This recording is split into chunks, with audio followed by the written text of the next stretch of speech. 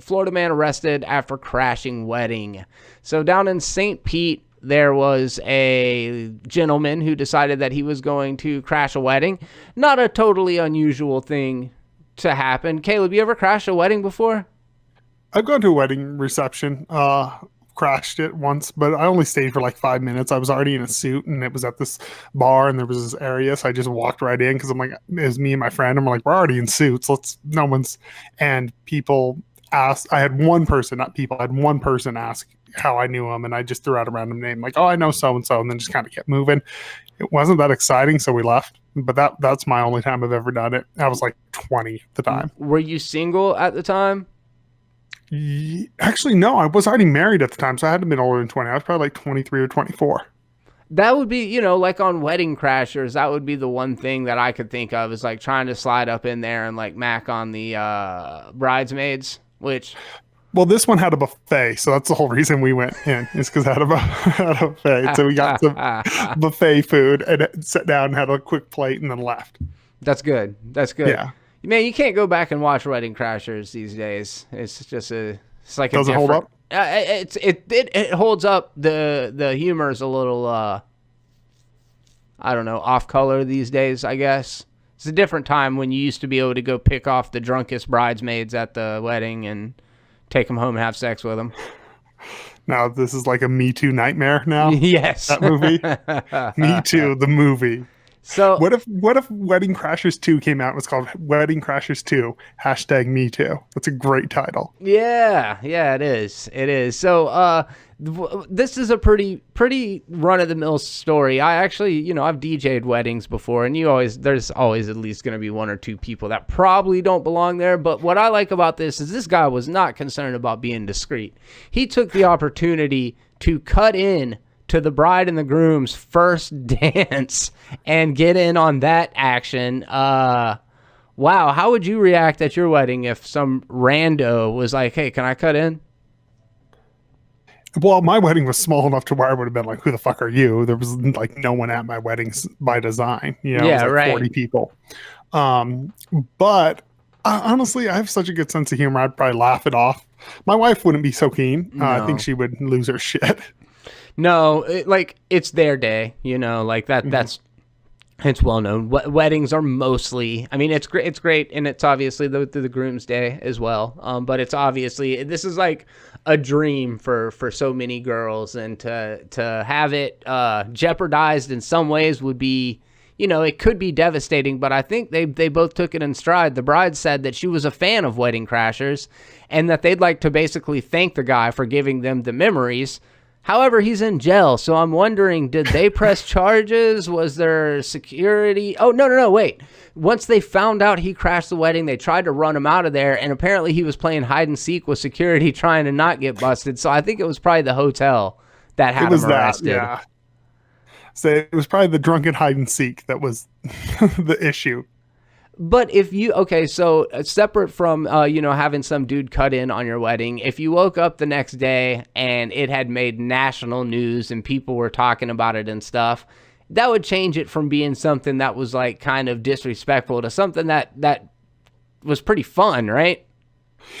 Yeah, I would totally laugh about this. It's going to make your day memorable. It's going to be one of those stories they can tell their kids, be like, oh my God, we had this guy crash it, and then he ran around. And but I'm that type of person. It takes a lot to get to me because I feel like you should live life for the stories. Like if you don't have a bunch of crazy stories at the end of your life, you didn't fucking live life. Yeah. And that's how I've always done that. You and me share weird stories on here all the fucking time because we've done shit. Yeah. And if you view everything through that lens, even crazy shit, you're like, this will be a story tomorrow. And it helps you get through life. At least it does for me. Yeah, absolutely. Absolutely. Stories are the thing, and this was big in Game of Thrones, but stories are memories. It's the memory of the life that we had and everything. It's like it all comes down to just the stories that we make, the memories that we make and stuff like that. And I think that's a pretty cool and that's a good memory to have. And, in this world, like viral videos, they come and they go so fast that it's hard to remember and keep them all straight. But recently...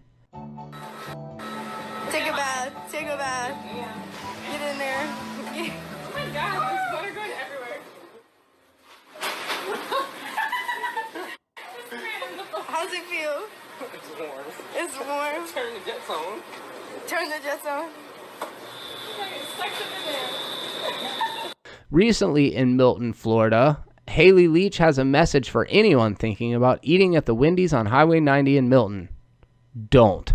She uploaded a recording of a Snapchat video to her Facebook page Tuesday night that shows a man bathing in the restaurant's industrial-sized kitchen sink. The owner of the restaurant didn't identify the man, but confirmed in a statement to the Northwest Florida Daily News that he no longer works at the eatery. We're taking this incident very seriously, and it's obviously totally unacceptable, the statement said. This was a prank by a person who no longer works at this restaurant and who clearly did not use good judgment. We're taking this opportunity to reinforce our very strict quality procedures with our restaurant team. So apparently this Wendy's has a problem with people bathing in their dish sink. So it's not a standard Wendy's where they normally don't care? Yeah, I guess not. I guess this is one of those fancy pants new Wendy's.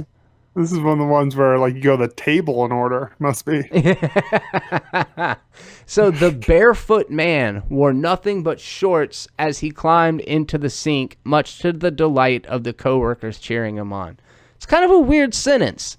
The barefoot man wore nothing but shorts.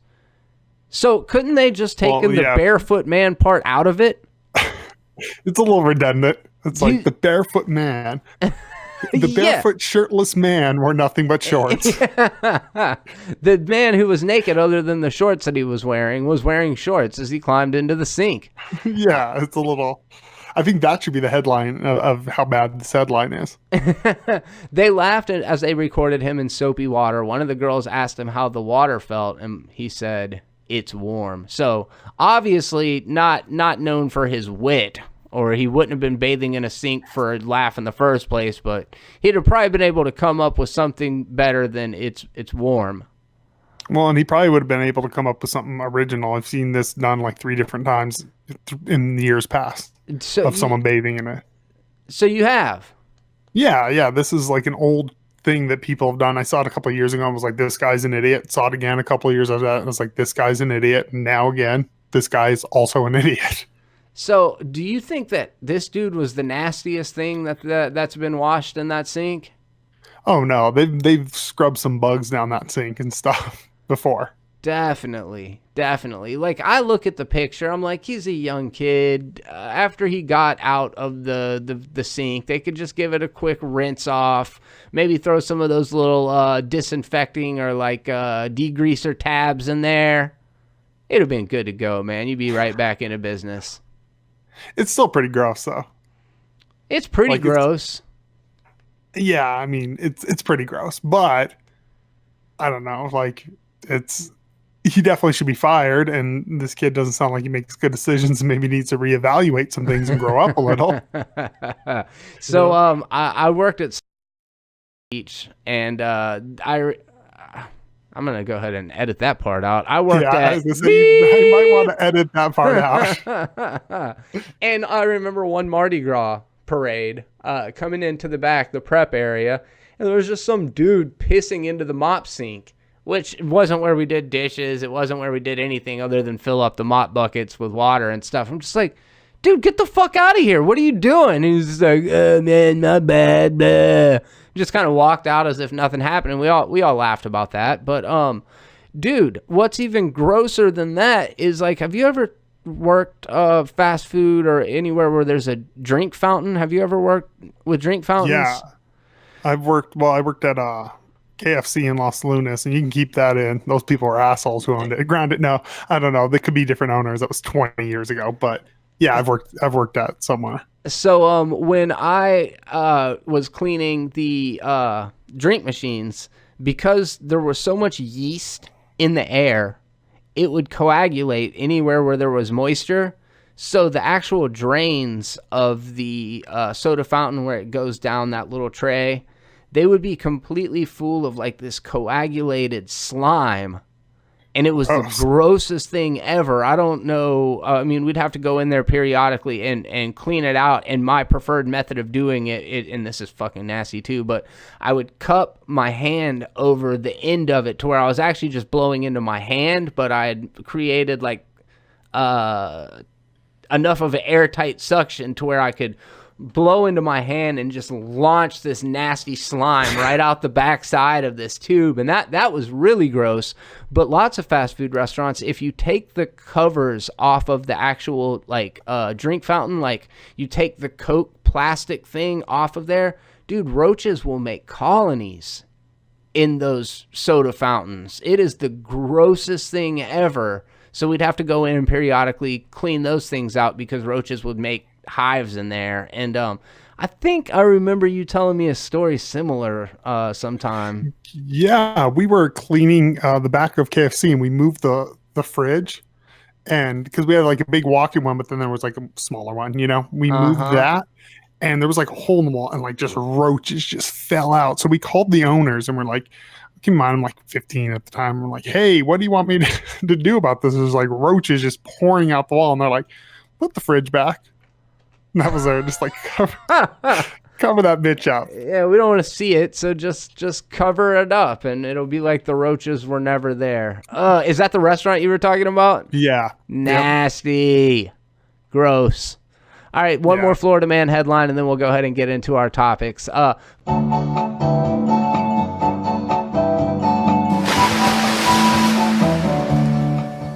Florida man arrested after posting Facebook video of him breaking in to his girlfriend's house to destroy her cell phones because he was tired of her using it so much. So he used his cell phone to stream Facebook Live of going into her house to crush her cell phone. She had 2 of them.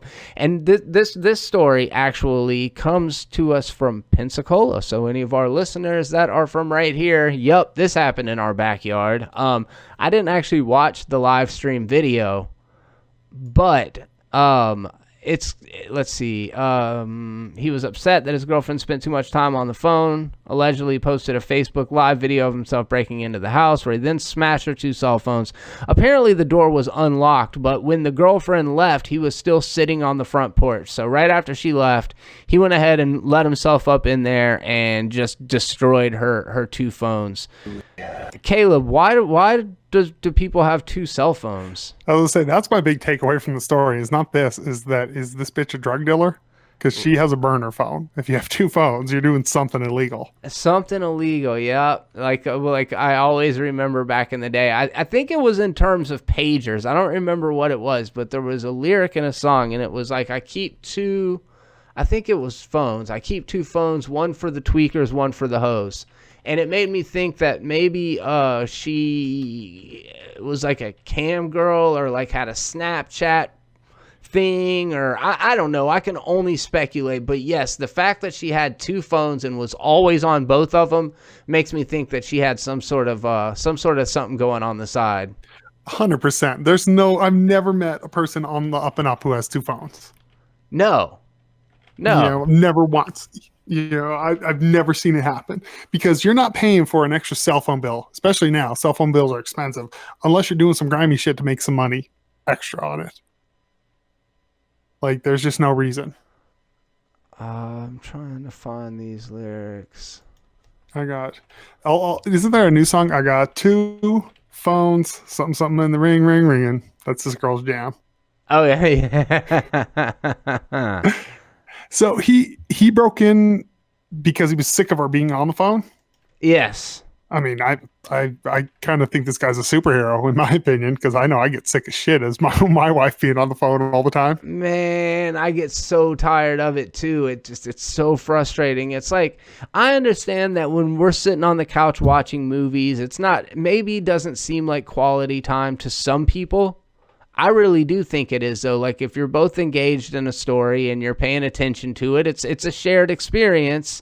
But Victoria doesn't necessarily see it that way, and she will. She's not always on social media. I don't think she's doing anything sketchy, but I do feel like she's just locked into that thing all the time, and I give her shit about it pretty regularly, and she just kind of like gives me the death glare, like, you don't fucking tell me what to do. You're in there on your computer all the time. She's like, well, that's me. I'll play on my Switch. I can't say anything, but I'll play on my Switch. So first of all, I am much better at multitasking than my wife is. Yes. Like if she's on her phone, she doesn't even have social media. She is glued to her phone.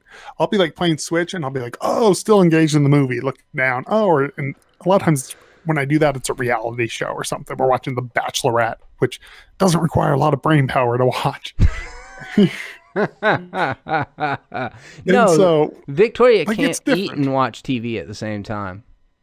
No, she glued to it. Can't like it's all or nothing. Yeah, 100%. And I heard, aren't women supposed to be better at multitasking? Well, apparently we found the two that are not, because I'm sure you even had this where you're watching something, and we were watching yesterday. We were watching The Ultimate Fighter because I bought the UFC Fight Pass, so I've been catching up on old seasons of Ultimate Fighter.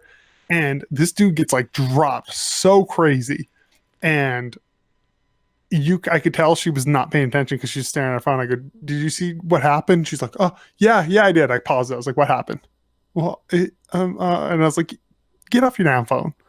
Like, or I always go, are you bored? Do you want to turn this off? It'll even be a show she recommend. She'll be like, "Hey, let's watch this," and we'll put it on. Next thing I know, I'm the only one watching it. I'm like, "What? Well, then let me play a video game or something." You remember C Murder, right? Oh yeah, From No Limit Days? Yeah. Trippin' want to know why I got two beepers. I couldn't tell her, one for the hose and one for the tweakers. Yep. Okay, I do remember that. That's so funny, man. And that was always like our mantra about that. So, yeah, I don't know what the lady was up to. She obviously had one as like her hidden phone. Well, it wasn't very well hidden, obviously.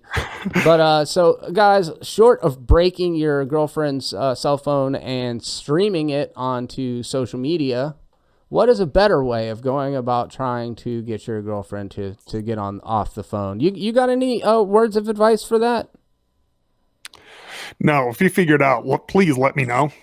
I can think like hiding the phone. That's the best I could come up with. Yeah, that was where mine went. But then that just sounds like a nightmare, because then she's just going to be running around looking for her phone for an entire day. And you're just like sitting there playing video games like, I don't know, I haven't seen it. That actually sounds good. I can get some gaming time in. Sounds like the move right there.